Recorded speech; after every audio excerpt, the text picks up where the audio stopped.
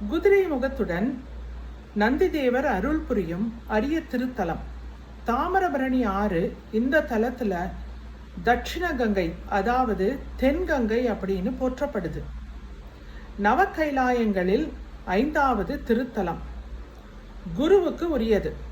இங்க குருவாக அருள் புரியறது சிவபெருமான் தான். யாருக்கு குருவாக வந்தார்? ரோமச முனிவர்.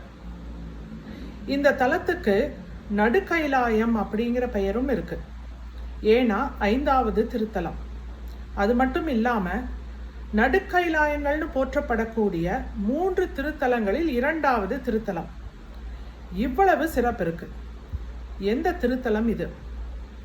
கைலாசநாதர் திருக்கோவில், முரப்பநாடு, திருநெல்வேலி மாவட்டம். இன்னைக்கு காலையில் இந்திய நேரப்படி 9:30 மணிக்கு